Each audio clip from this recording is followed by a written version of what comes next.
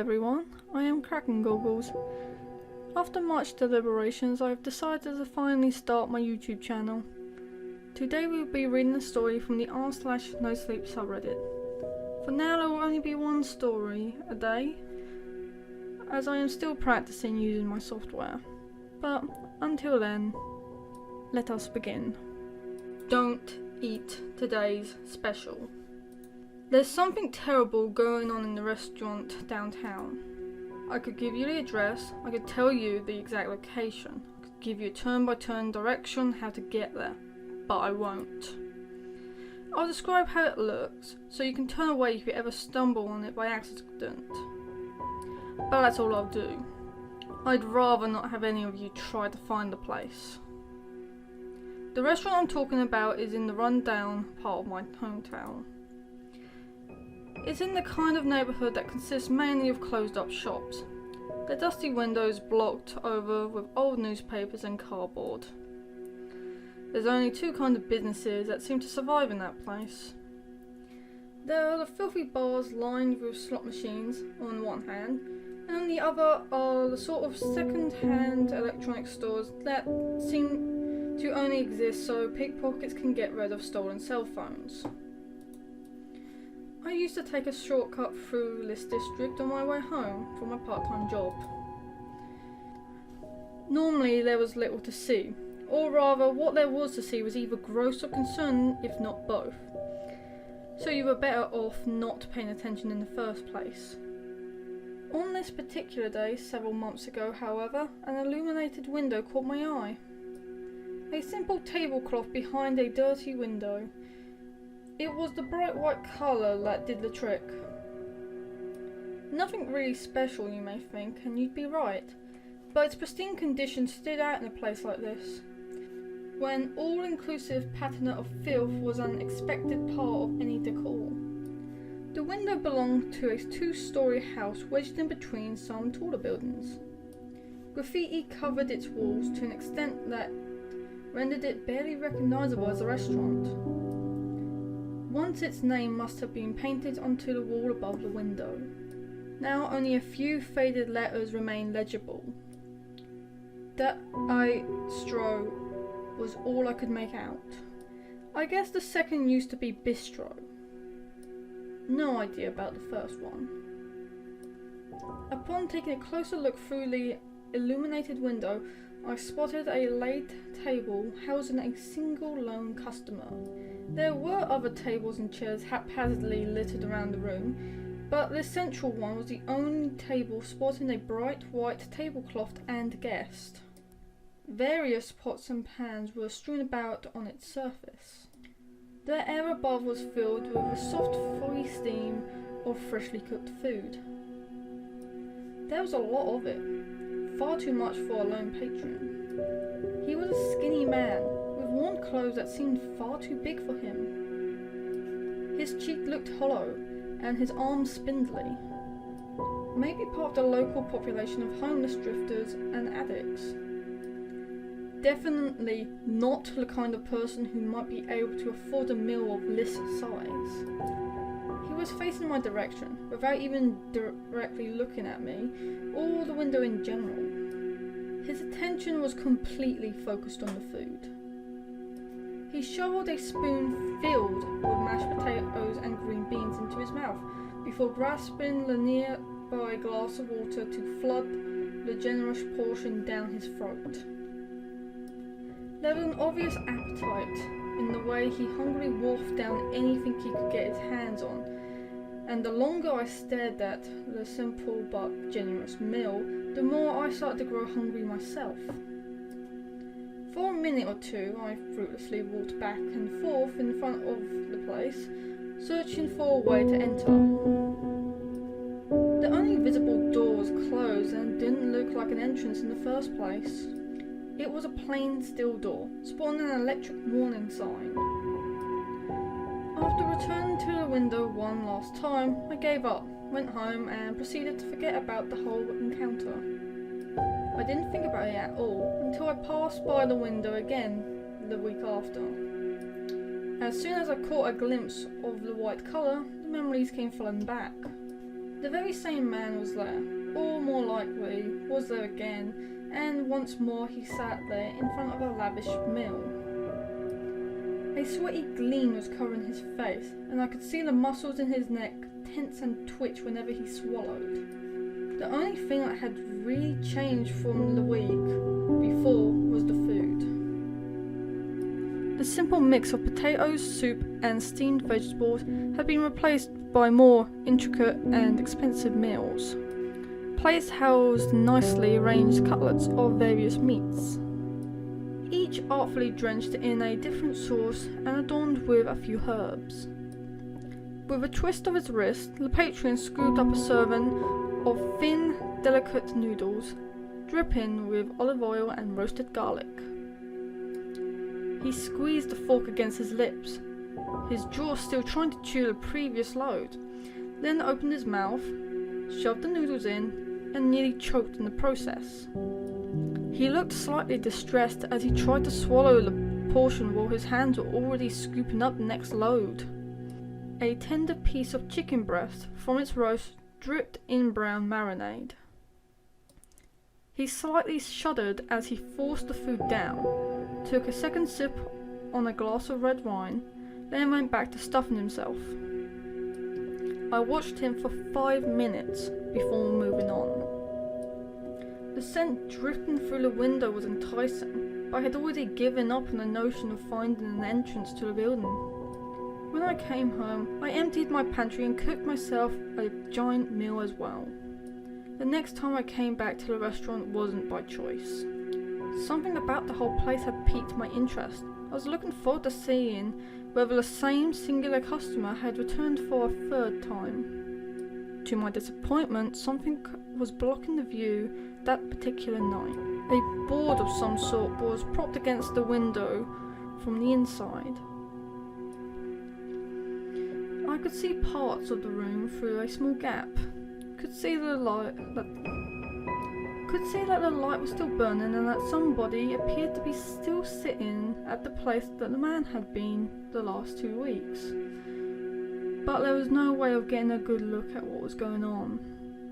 With my curiosity left unsatisfied, I went home. The next day, I made a detour to return. I just hated to be left hanging like that. The window was blocked again. Over the next few weeks, I developed a habit of dropping by the place every now and then. Sometimes the window was blocked, sometimes I got good view into the room. Whenever I did, I'd find the same sight. The skinny man sitting in front of an increasingly luxurious meals, gorging himself on the food. By now you couldn't really call him skinny anymore though. He had gained at least a little weight. His cheeks were no longer sunken in, and his formerly loose-hanging vest had grown a bit tighter around the waist.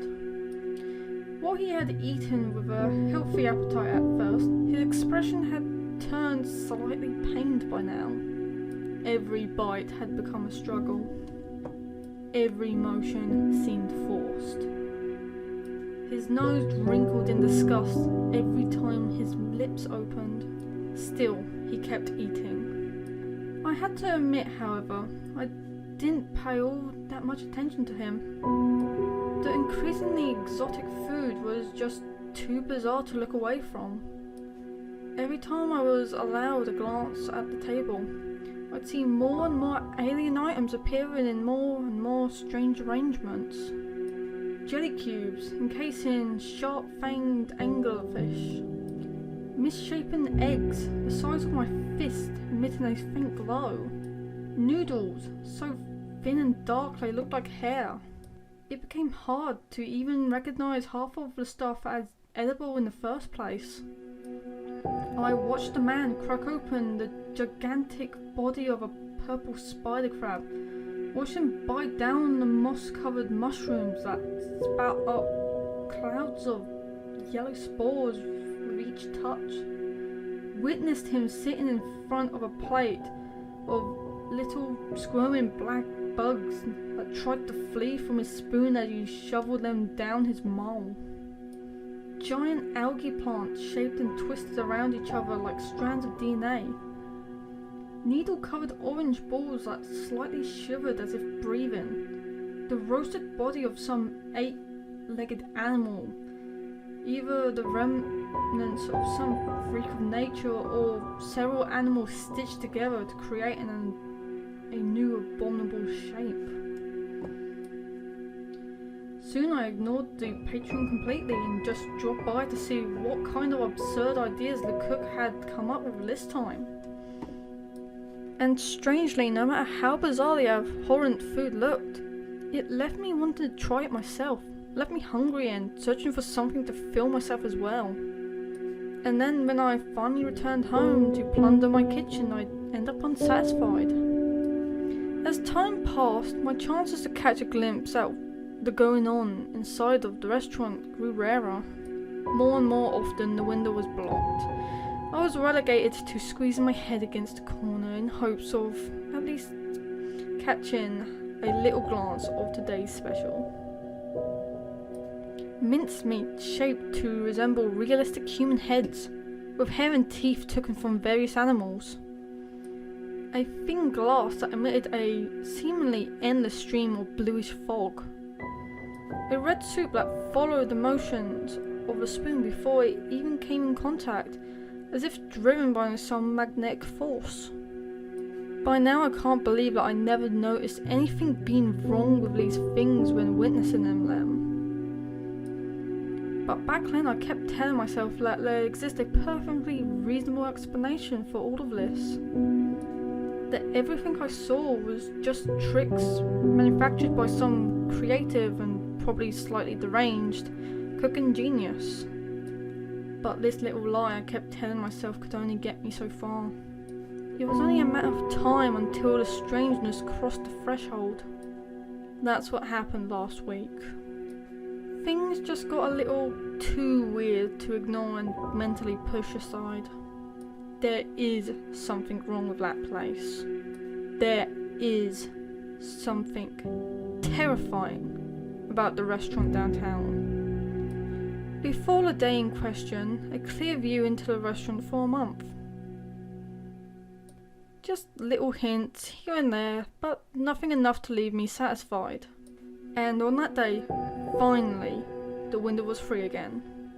The moment I stepped closer, this joyful excitement I felt turned into subtle horror. There was only a single item laying on the table. It looked like the carcass of a large stag at first glance. A 4-legged animal with short reddish brown fur and huge dark antlers. At a second glance, the alterations that had been done to this creature was unmistakable. I say alterations because I refuse to believe that a creature like this could come out of any natural process. It must have been crafted artificially, maybe taxidermized out of different animals. If so, then the creator of this monstrosity did a perfect job of blending the various parts into one seamless whole. Instead of hooves, the stag was sporting 4 hands, like those of an ape or similar primate, wrinkled and callous, but hands nevertheless. Its face too was not that of a deer. The nose was flat and thin, the mouth large and adorned the human-like lips. Its skin around those parts hairless and flesh-coloured. A large hole had been torn into its side. Broken ribs were sticking out. Blackish blood darkened the fur around the open wound. The man was leaning over the carcass, his mouth stained with the dark red colour of the blood as well. Some entrails were hanging between him and the corpse, and with a motion of his head he slurped them down as if they were spaghetti. He had changed completely. His formerly lithe body was now encompassed by layers of fat. His eyes had turned into beady black holes, almost as if they retreated into his skull. His clothes, now ill-fitting in completely different ways, had burst into several pieces, revealing the hairless, greasy pale skin underneath. He looked less like a man and more like a giant maggot. The way his neck had swollen to the size of his shoulders. The way his arms barely peeked out of the armor of fat surrounding them. And then he looked up. And looked away from the mill for the first time and straight at me. There was nothing but deep, bottomless hunger. Saliva gathered in the corner of his mouth. His gaze wandered up and down my body. He licked his lips. I turned and left. It took some force of will not to run, but I managed to keep walking at a slow and steady pace. Maybe running would have been an appropriate response to being looked at like that, but at the moment I was still trying to hold on to the reason, was trying to find a logical explanation, was trying to laugh all of this off. Maybe I was just confused. Maybe this was a completely different customer. Surely the blind hunger in his eyes wasn't actually targeted at me. But nothing could quench the growing unease and fear in the back of my mind. I didn't want to go back. Didn't want to be forced to look at this creature ever again. But I had to. I just needed to make sure the man was still there. Locked in the room. Just one last time. When I returned today, my worst nightmares had come true. The man was gone. The table was empty. The metal door with the electrical warning sign stood open, leading into the room, and an enticing smell floated through the air towards me. Despite all that I had witnessed, I found myself taking a step towards the opening.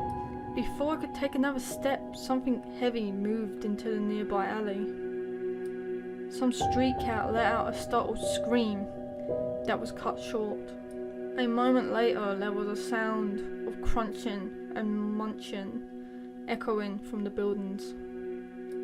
This time I ran. I will not return to this place ever again. I will not return to this part of the city ever again. I'm even making plans to move far away.